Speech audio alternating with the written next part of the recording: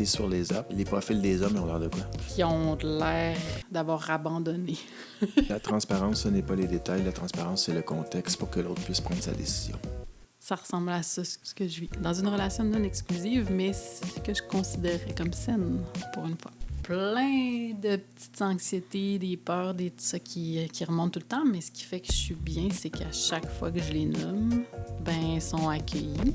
Il paraîtrait que c'est plus souvent les femmes qui veulent un couple standard. Et pourtant, le combo le plus heureux est la femme célibataire après 40 ans.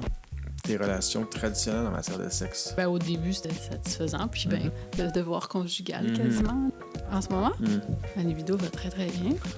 On a essayé les microdoses de champignons magiques, puis la MDMA. Ça va chercher une toute autre expérience. Hyper connectée. Vous faites l'amour pendant 3-4 heures? Ben, on fait l'amour pendant 3, 4, 5, 6, 7 heures, ben.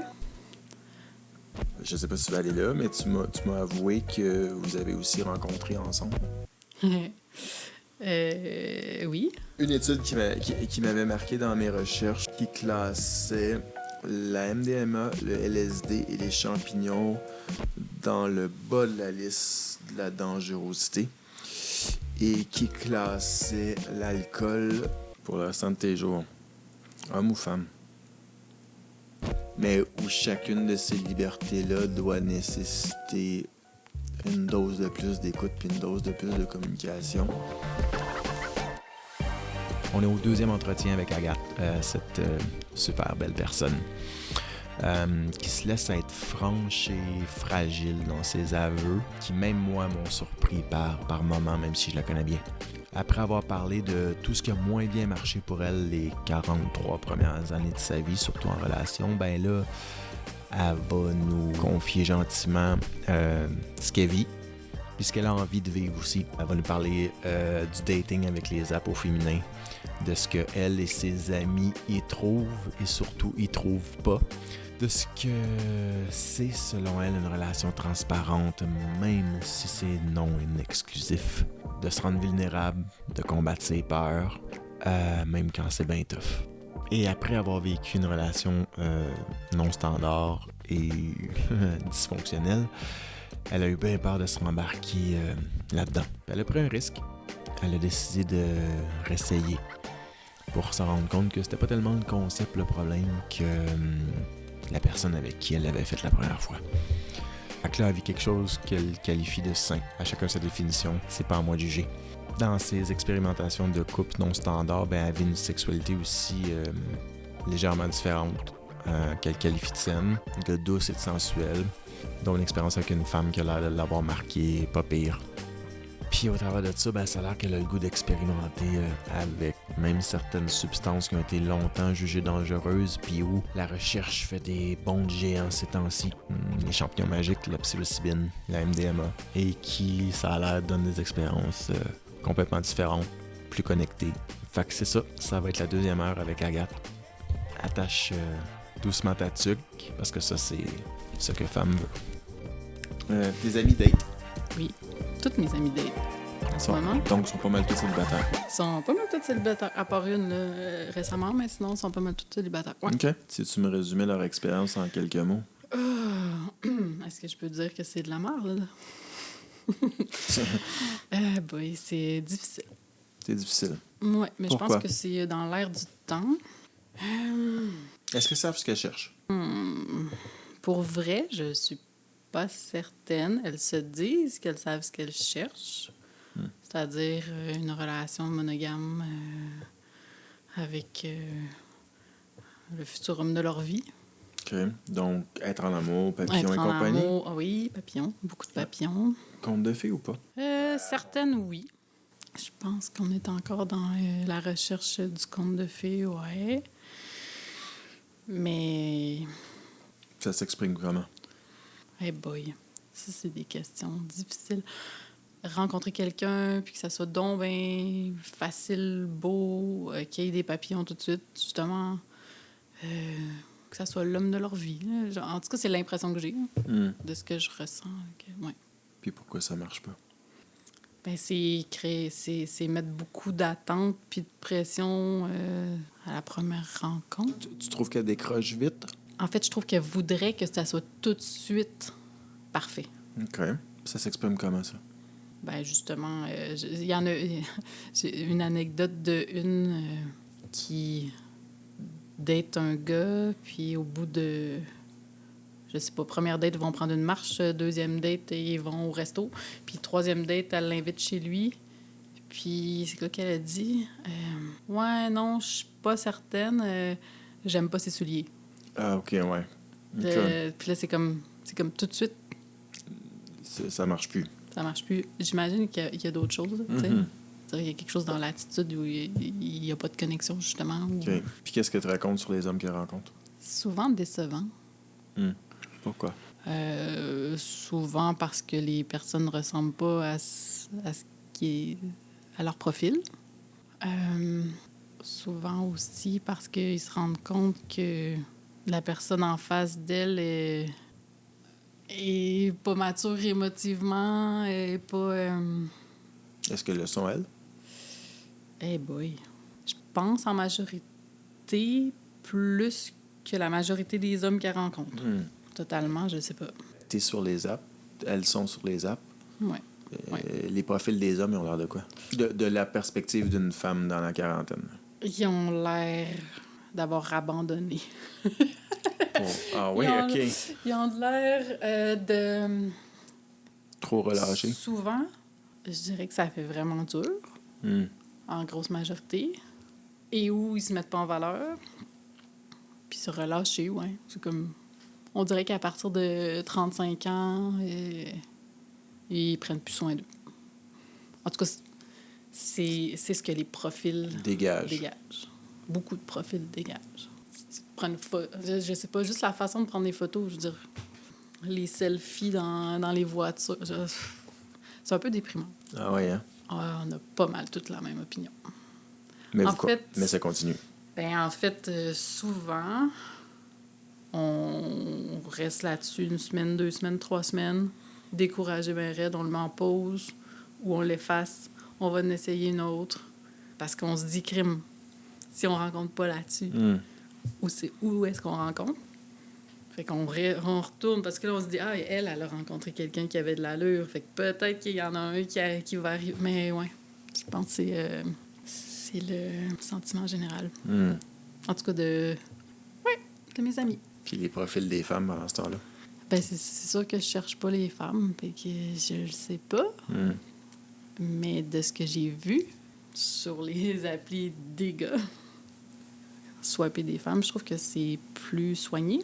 Ils ont l'air d'avoir pas mal plus de choix potables. Hey, c'est poche à dire, mais en tout cas, je trouve. Je pense que le bassin féminin est pas mal plus Même je trouve ça quasiment inquiétant. On dirait qu'il y a un écart entre les hommes et les femmes. On dirait que les hommes s'en foutent un peu, mais en même temps, ont vraiment besoin d'une blonde. Puis on dirait que les femmes espèrent un homme un peu parfait, mais au moins prennent soin d'elles. Elles sont actives, curieuses. Je pense que, Et définitivement, globalement, plus jolies et intéressantes. En tout cas, dans leur profil, c'est peut-être qu'il ne faut pas se fier à la première impression des photos de profil, là, mais... C'est sûr qu'on généralise quand on dit ça, là, mais c'est pas la première fois que je l'entends.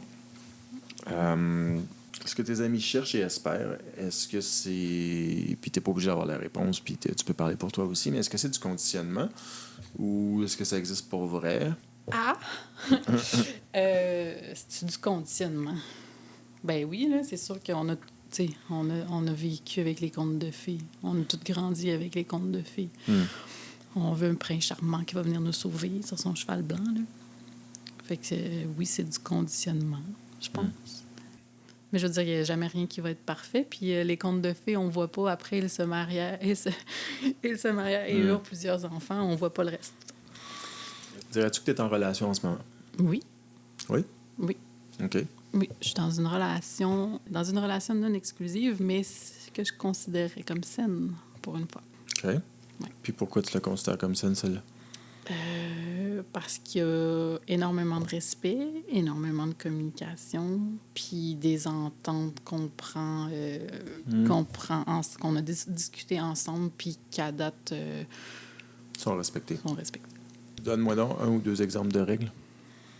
Ben, mon Dieu, je pense que je dirais qu'il y a juste 2 règles, je sais pas. Se protéger avec les autres, puis puis la transparence, puis le respect. Ça serait pas mal les règles, je pense. Vous vous racontez tout? Alors, on se raconte pas mal tout, ouais. Même, je dirais, très tout. Mais tu m'as déjà dit que tu voulais pas trop de détails. Ah, ben non, mais je veux pas de... Ah oui, on se raconte tout dans les grandes lignes, mais tu sais, je veux pas de détails, les positions qui s'est passées la soirée d'avant, mais sinon, on se raconte tout, ouais. J'ai déjà lu quelque part, puis je l'ai plus exactement, mais ça disait quelque chose comme la transparence, ce n'est pas les détails, la transparence, c'est le contexte pour que l'autre puisse prendre sa décision. Ben, je pense que ça ressemble à ça, ce que je vis, ouais. T'es-tu heureuse là-dedans? Maintenant, oui. Maintenant, oui. Ça a changé? Ça a évolué? Je pense qu'au départ, c'était pas ce que je cherchais. Au début. Traumatisé de l'ancienne relation ou... Ben oui. Oui. Quand on s'est rencontrés, je cherchais, je dirais plus une histoire d'amour. Bon, j'avais pas défini mon histoire d'amour, là. C'était peut-être une histoire d'amour sur un cheval blanc de prince charmant, je sais pas. Ouais, j'ai nommé à la première rencontre, j'ai dit, on a parlé des relations vertes. Puis je me rappelle avoir dit que j'étais pas fermée à l'idée, mais que ouf, ça avait été tough dans les dernières, fait que j'étais pas sûre que j'avais envie de ça maintenant. OK. Qu'est-ce qui t'a fait changer d'idée? Eh boy. Qu'est-ce qui m'a fait changer d'idée? Mais en fait, j'étais pas fermée à l'idée, mais vraiment peur que ça soit comme avec l'autre d'avant. Que ça soit juste d'un bord, que je sois pas écoutée, que je dise que je raconte mes histoires, puis que l'autre me dise que je suis trop intense, too much et autres. Tu sais, j'avais peur que ça se répète. Ça n'a pas été le cas? Mais à date, non. Puis la façon que ça me... C'est sûr, je m'attendais pas vraiment à ça. La première fois qu'il me dit qu'il avait vu quelqu'un d'autre, même si on s'était pas dit on est exclusif. On n'était pas rendu là. Mais je me rappelle que la première fois qu'il me dit hey, on peut tout se dire, j'ai rencontré quelqu'un, puis on a eu une belle expérience ensemble, puis tout ça. Mais j'ai pas envie qu'on arrête la relation, nous deux. Je me rappelle avoir fait comme hostie encore une fois. Mais en même temps, je veux dire, j'aimais déjà comment on interagissait ensemble. Puis je me suis dit, bon. Puis la façon qu'il me l'a apporté aussi, j'étais là, wow, tu sais, c'est comme... C'est vraiment mieux que ce que j'ai déjà vécu. Est-ce qu'il y avait un peu de délicatesse, quoi? Ouais, c'était... Ben, oui, c'était quand même super délicat, puis c'était vraiment, justement, complètement transparent. J'ai quand même eu une réaction de... Tu sais, mais... Mais t'as continué. Ouais. Puis ça fait combien de temps? Ça va faire 1 an. En fait, ça fait quasiment 1 an. Puis ça se passe bien. Dans tes relations avant celle-là qui était plus traditionnelle, est-ce que tu aimais ça, la routine? Pas du tout. Après 1 an et demi, envie de... Pas nécessairement d'aller voir ailleurs. Ça m'est déjà arrivé. Mais comme... T'as l'impression que tu t'éteins? Ouais. Au bout d'1 an et demi, tu sais, genre, le désir est moins là. J'en ai comme des colocs. Ben, plus, mais... Ah oui. Des amis qui habitent ensemble. Ouais. Ça devient plate. Checker ta face, t'as l'air d'adorer ça. Ouais, ça devient plate. Qu'est-ce qui fait que t'es bien ou pas?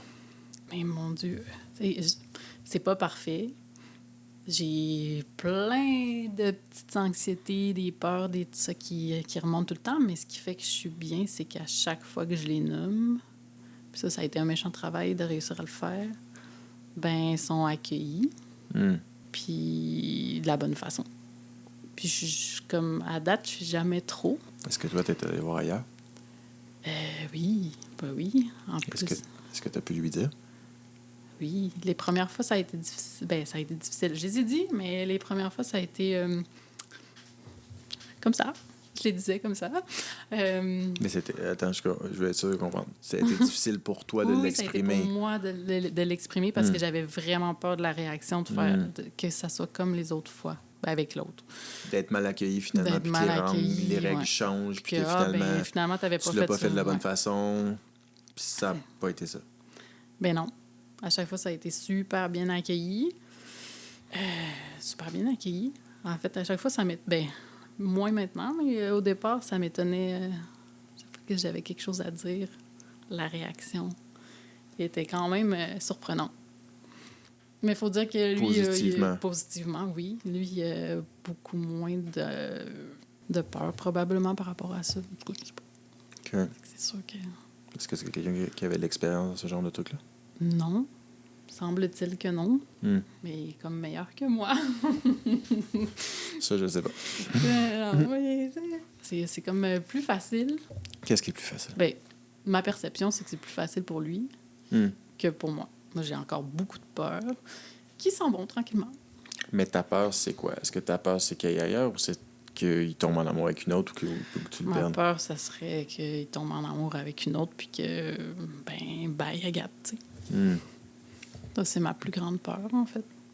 Parce que qu'il aille voir d'autres, ça me dérange pas de temps. Et pourquoi tu l'acceptes, cette peur-là? Parce que j'aimerais ça qu'elle s'en aille. Ouais. Parce que c'est ça. J'aimerais ça ne plus l'avoir, cette peur-là. Je veux dire, même s'il partait voir... qu'il tombe amoureux d'une autre, j'aimerais ça être capable de me dire que c'est pour le mieux, puis s'il est heureux, tant mieux. Bon, on n'est pas rendu là encore, mais... J'aimerais ça être capable de prendre la plus grande des voix. Ouais. Mais est-ce que dans ce contexte-là où vous n'êtes pas exclusif, est-ce que le fait de rencontrer quelqu'un d'autre t'élimine forcément? Non. Mais là, après, ça dépend. J'ai toujours peur que ça se donne un amour fou soudain là, qui se passe entre les deux, puis que l'autre fille, parce que c'est une relation hétéro, que l'autre fille veuille pas de ça.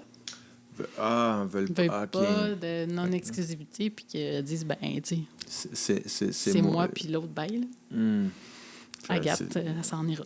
OK. Fait que, ouais. C'est ça, la peur. Tu sais, c'est sûr que tu te rends compte... Ouais. C'est sûr qu'il y a un risque. Mais il y a un risque partout. Mais c'est ça, j'allais dire. Moi non plus, je peux pas dire que mes relations traditionnelles ont été d'un grand succès. Là. Puis j'avais lu quelque chose qui ressemblait à ça. C'est du moment que tu fais le choix d'être en relation, tu acceptes les défauts de chaque relation que tu choisis. Il y en aura toujours. Il y aura toujours des insatisfactions ou des peurs.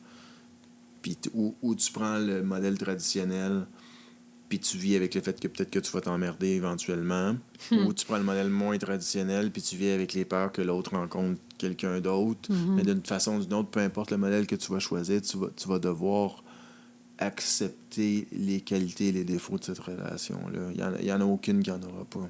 Mais non, c'est sûr. Puis, mais de toute façon, je veux dire, même en relation traditionnelle monogame, les risques que tu rencontres quelqu'un au travail, dans la rue, puis qu'ils sont là aussi. C'est sûr on s'expose moins à rencontrer d'autres gens, donc ils sont peut-être moins présents. C'est pour ça que j'accepte de vivre ça. Mais là, j'aime ça, vivre ça.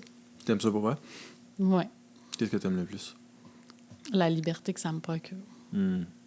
Ça s'exprime comment? J'ai pas tant envie de rencontrer tant que ça en dehors. Mais j'aime bien le flirt. Puis je suis encore sur les applications. Puis je match avec du monde parce que même si le pool n'est pas super, il y en a quand même des gens potables. Mais, puis là, tu sais, les discussions, rencontrer, aller en date, c'est quand même souvent le fun, rencontrer de nouvelles personnes. C'est le truc, je trouve, qu'on oublie, c'est que ça s'appelle des apps de rencontre. Ouais, c'est vrai, Pas des apps de coucher avec quelqu'un. Puis le fait en tout cas pour moi, le fait de rencontrer est comme toujours un peu un feeling de... Je me sens comme ça quand je suis en voyage. Il y a comme, tu sais, puis je suis en voyage seul, là, tu t'en vas vers quelqu'un, quelque chose, quelque part que tu ne connais pas, qui pourrait être désagréable, en tout cas, ou banal, mais il y a quelque chose que je trouve qui garde en vie là-dedans. Ouais. Puis ça, j'aime ça. J'aime ça avoir la possibilité de, sans nécessairement la consommer. Mais je vais aller consommer d'autres possibilités aussi, mais... Sais-tu ce qui est le plus paradoxal? Puis là, faut pas... On met tout dans le même panier encore, mais il paraîtrait que c'est plus souvent les femmes qui veulent un couple standard. Et pourtant, si on prend d'un côté hommes et femmes et d'un autre célibataire et couple sérieux / mariage, le combo le plus heureux est la femme célibataire après 40 ans. Plus malheureuse est la femme en couple. La femme mariée, là? La femme mariée. Et le deuxième plus heureux est le gars en couple. Non, le plus malheureux, c'est le gars célibataire, puis le troisième, c'est la femme en couple. Wow. Globalement. Il y a des exceptions, il y a des gens ensemble, fusionnels, complètement heureux, communication parfaite, blablabla, vie de famille écœurante. Bien sûr que ça existe. Ça ne laisse pas beaucoup de place où se retrouver. Ouais.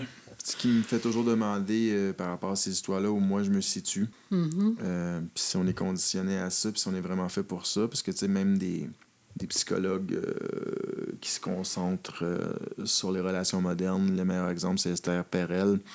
Bien qu'elle se dise elle-même en mariage depuis plus de 20 ans et monogame, elle est quand même d'avis que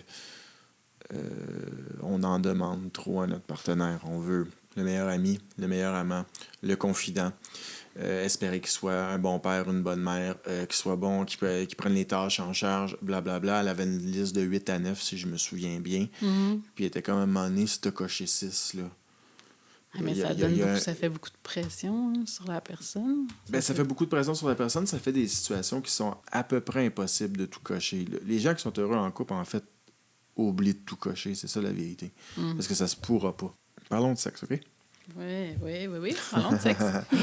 Les sex experts disent qu'il y a un problème en ce moment parce qu'on dépeint justement les ébats sur la pornographie puis les papillons à outrance de façon complètement idyllique et souvent trop, et que ça cause justement des problèmes dans les relations parce que les attentes sont beaucoup trop grandes. Tes relations traditionnelles en matière de sexe? Ouais. C'était à quel point satisfaisant? Au début, c'était satisfaisant. Puis, comme je disais tantôt,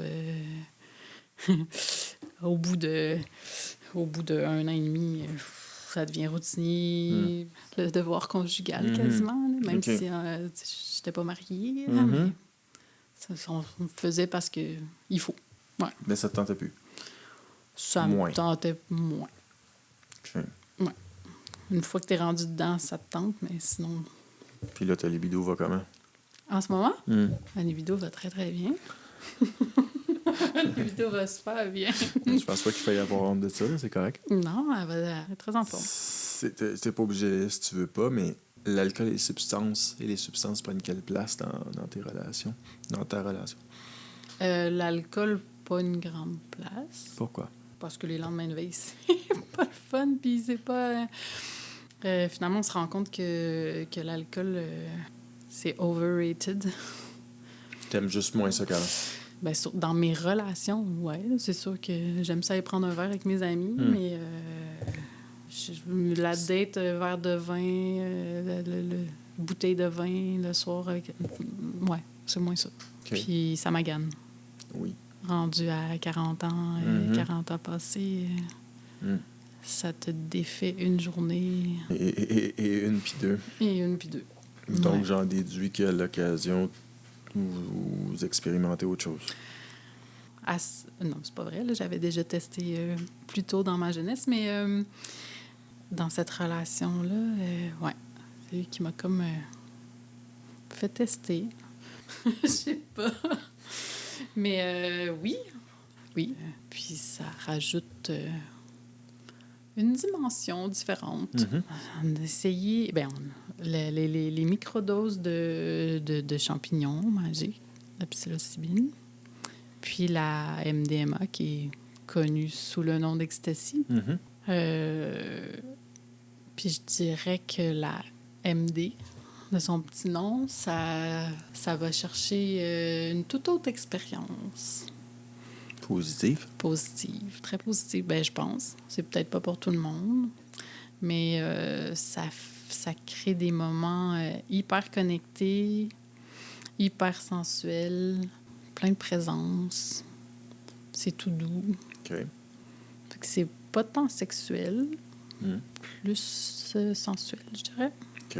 Mais ça permet beaucoup de proximité puis d'échange. OK. Puis j'aime bien ça. OK. Je te lis quelque chose qui vient de la presse. C'est un extrait qui s'appelait Un élixir d'amour comme thérapie de couple, qui date de 2023. C'est une chercheuse de Toronto qui expérimente avec une soixantaine de personnes sur la thérapie de couple avec une substance active nommée la MDMA. Ça a éclaté pendant qu'on rénovait. C'était rendu toxique. On s'est séparés. Brigitte, mère d'un enfant, a toujours boudé les drogues. Mais les travaux d'un ami psychologue formé pour utiliser la MDMA lors d'un essai clinique lui ont donné confiance. L'expérience a laissé Brigitte ébahie. Ça a produit une énorme explosion émotive, sensorielle et sexuelle. Toutes les barrières sont tombées. Tu te sens tellement en sécurité que tu as automatiquement envie de dévoiler la vulnérabilité et d'écouter l'autre sans colère ni jugement. J'avais jamais vécu ça dans l'intimité. C'est une belle description de ce que ça... De ce que ça crée. De ce que ça crée. C'est pas mal ça, oui. OK. Ça dure longtemps? 3-4 heures. Vous faites l'amour pendant 3-4 heures? Ben, on fait l'amour pendant 3, 4, 5, 6, 7 heures, oui. Mais l'amour, ça dépend dans quel... Ça dépend c'est quoi ta définition de... C'est quoi la tienne? C'est sûr que si faire l'amour, c'est pénétration, bing-bang, ça sera pas ça. Ça sera pas ça pendant 7 heures. Ben, c'est ça. C'est des longs moments de caresses, de câlins, d'un peu de sexe aussi, à proprement parler. Là. De rire, de fou rire, de connexion, de douceur. C'est meilleur qu'à jeun? Non. Je dirais pas que c'est meilleur qu'à jeun. C'est différent. C'est différent. C'est une autre expérience. Oui, je ferais pas ça tout le temps là-dessus. Ça l'as-tu dit dans ton extrait parce que je l'ai déjà lu, cet article-là, fait que j'ai peut-être... mais ça fait comme un reset de la relation. Même si, je veux dire, c'est quand même tout nouveau, mais on dirait qu'à chaque fois... Ça ouvre les valves. Ça ouvre les valves de la communication. Oui. Mais bon, c'est pas comme si on se parlait pas, on se parle tout le temps. Donc, c'est pas comme si on se parlait pas pendant... 1 mois, puis là, on fait une expérience MD, puis là, tout d'un coup, on se dit tout ce qu'on s'est pas dit dans le dernier mois. Là. Mais c'est des moments précieux, je trouve, qui font un wrap-up, là, je sais pas comment dire.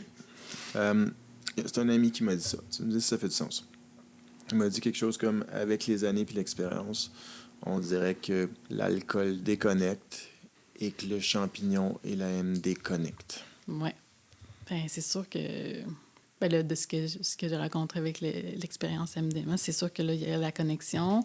Le champignon, je pense que c'est plus léger. Parce que, ben, de là, le terme microdose, j'imagine. C'est plus léger comme effet. Mais effectivement, c'est aussi c'est dans le même ordre d'idées, plus de connexion. Mais l'alcool, moi, je trouve personnellement que tu deviens... Ben, c'est un dépresseur. Ça peut favoriser les rapprochements, mais c'est plus des rapprochements physiques. C'est pas aller mettre son cœur sur la table. Admettons, si je bois une bouteille de vin, ça se peut que j'aie envie de coller l'autre, d'être plus tactile. Ça ôte l'inhibition. Oui, mais j'irai pas comme me dévoiler profondément autant que sur les psychédéliques. Okay. Je ne sais pas si tu vas aller là, mais tu m'as avoué que vous avez aussi rencontré ensemble. Oui. Tu veux-tu en parler? C'est comme tout nouveau. C'est comme tout nouveau. Ben oui, on parlait d'essayer avec une licorne, qui est finalement ça pourrait être un homme aussi, mais une femme qui vient se joindre. Ça, ou un autre couple. Puis là, ben finalement, on a trouvé une licorne. On a vécu une expérience ensemble avec quelqu'un d'autre. Ouais. Est-ce que tu veux me la décrire? Mon Dieu. C'était une très belle expérience. T'es gêné? T'es pas obligé, hein? Mais non, mais c'était une super belle expérience, plus que ce que je pensais. En fait, ça me faisait peur d'ajouter quelqu'un avec nous. OK. Qu'est-ce qui te faisait peur là-dedans? Mais, de me comparer à l'autre. De deux... Entre femmes. Oui, entre femmes. De deux, de voir mon partenaire avec une autre. Genre, quelle réaction j'aurais. Est-ce que tu avais peur de te sentir délaissé là-dedans puis que la chimie pogne entre les deux? Oui. C'est sûr que oui. Puis finalement, ça a été hyper fluide, hyper doux. Un autre super moment de connexion. Puis plein de respect. Puis personne de délaissé. J'ai eu une petite émotion. T'as pogné de quoi, hein? J'ai pogné de quoi. Ouais, c'était vraiment chouette. Est-ce que j'en comprends que c'était pas juste le fait que ce soit à trois, mais aussi la présence féminine qui t'a plus... bouleversé un petit peu, je pense. Qui est allé chercher quelque chose de nouveau chez toi. Oui, mais rien de sexuel. Vraiment une espèce de connexion émotive. Je sais pas comment le décrire. Mais c'était doux, puis c'était bon, puis c'était beau. Puis, ben, ça fait 44 ans que je dis que je veux rien savoir des filles, mais là, c'est ça. Finalement, est-ce que c'est lui qui est en danger?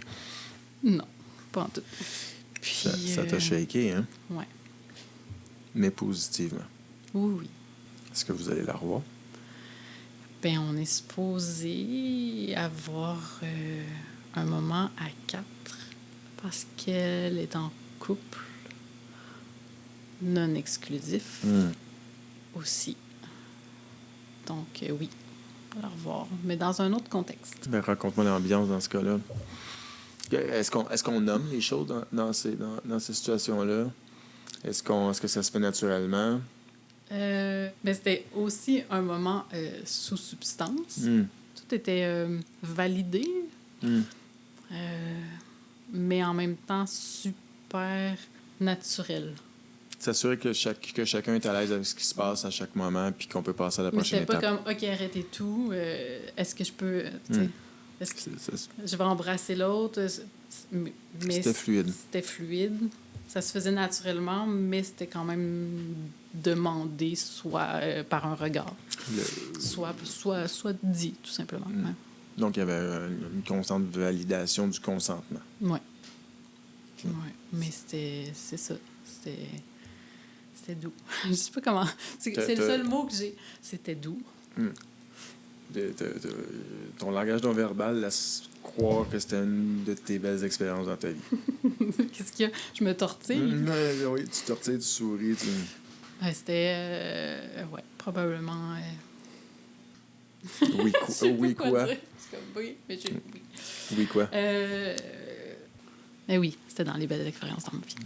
Puis je passe au prochain sujet, mais ce que je veux bien comprendre, c'est est-ce que c'est le fait qu'il y ait une connexion avec une autre femme qui te chamboule à ce point-là? Ben, je pense que oui. Tu l'attendais pas? Non. Tu pensais pas même que c'était une possibilité? Ben... T'étais contente qu'il y ait une autre femme, mais... Oui, j'étais contente parce que en fait, je veux le vivre avec mon partenaire depuis qu'il a lancé le sujet. Ah, je pense que c'est moi qui ai commencé le sujet, d'ailleurs. Bravo pour la franchise. Je pense que c'était moi qui avais changé des lignes.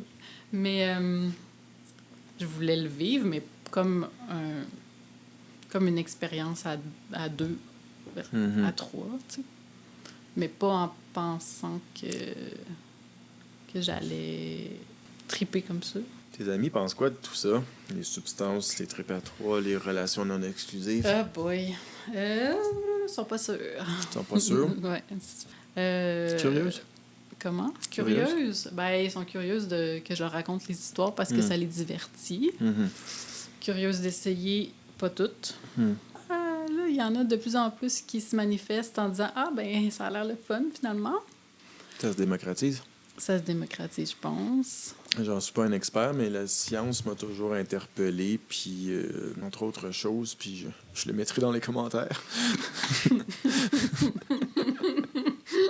Non, mais il y a une étude qui m'avait marqué dans mes recherches qui classait la MDMA, le LSD et les champignons dans le bas de la liste de la dangerosité et qui classait l'alcool Dans le haut. dans le très haut. Il y avait par contre une variable importante, c'est sûr qu'ils prenaient en compte l'accessibilité à la substance, mais quand même au niveau de la dégénération cérébrale, l'augmentation des risques de cancer, le vieillissement prématuré. Ça donne plus le goût. C'était très, très haut sur la liste.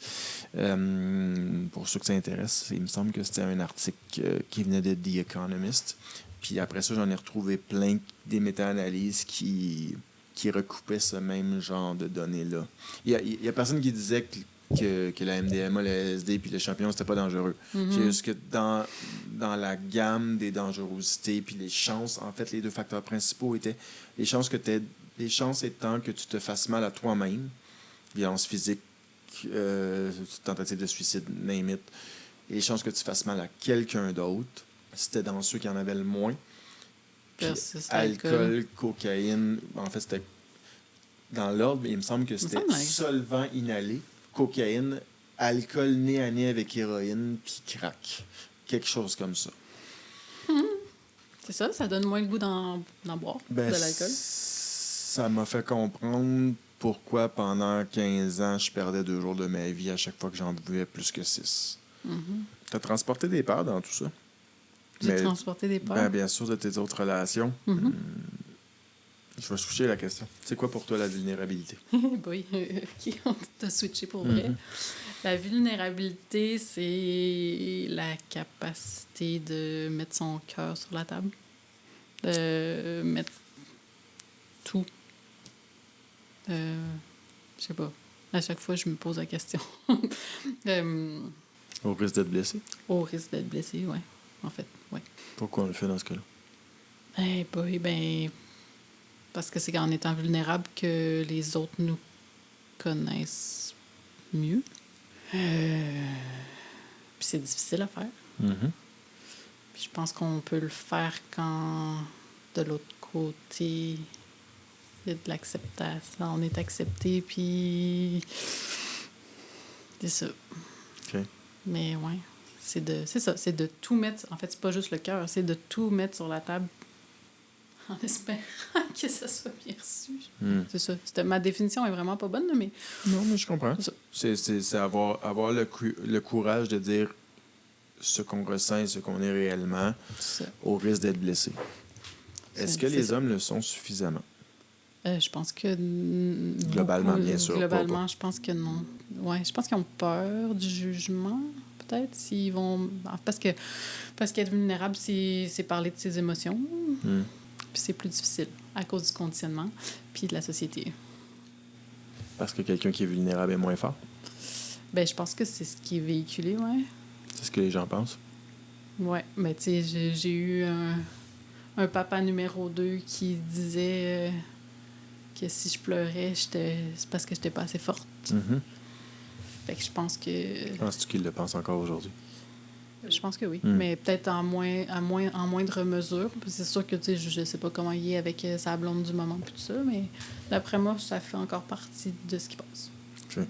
Puis oui, en fait, oui, parce qu'il dit souvent à notre fille qu'elle est plus forte que ça, que pour être plus fort, il faut comme tasser ses émotions. Fait que ouais, je pense que c'est encore ancré en lui. Puis je pense qu'il y a beaucoup d'hommes qui pensent comme ça. Dating tip, est-ce que ça rend un homme plus sexy, plus séduisant, le fait d'être vulnérable ou pas? Ben, je pense. En tout cas, pour moi, oui. Pour toi, oui, quoi? Ben oui, ça rend plus sexy un homme plus vulnérable. C'est plus... je préfère ça, oui. Maintenant.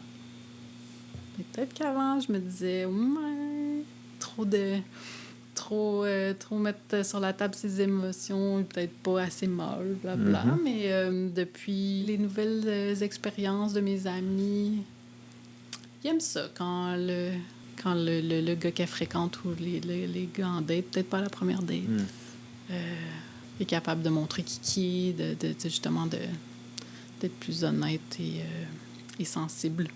Je pense qu'ils aiment ça maintenant. Bon, mes amis ont un peu fort. Tout en étant un peu fort. Mes amis ont tous le même âge que moi à peu près, puis c'est ça. Et peut-être que dans la vingtaine, c'était différent. OK. Amusons-nous un peu. On arrive quand même à la fin. Oui. Appelons ça le Lightning Round. Le Lightning Round. Oui. OK. Tu ne peux répondre que par l'un ou l'autre et pour le restant de tes jours. OK. Pour le restant de tes jours, un seul choix. Good hard sex ou sensualité? Sensualité.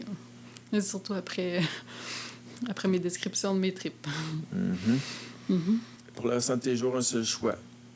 Papillon, tourbillon, plein d'émotions ou quelque chose qui t'apaise même si c'est différent?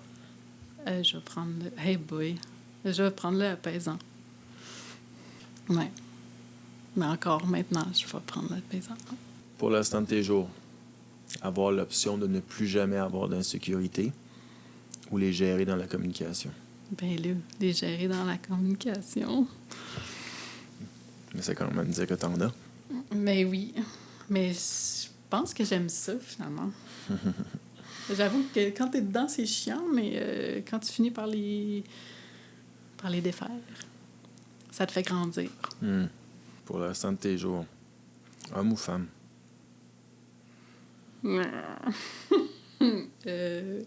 Homme. Dans toutes les sphères de ta vie, là. Pour le restant de tes jours, homme ou femme? Mais ça dépend quel homme. Toutes les sphères. Travail, Ben oui, mais... intimité, amitié. Ah, fudge. Femme d'abord. C'est pas. Ouais. Mais là, c'est parce que, tu sais, mettons que tu connais des hommes merveilleux. Là. Mais là, ça sera peut-être pas ça. Fait que c'est compliqué. En tout cas. Une seule réponse. Alors, on va prendre les femmes.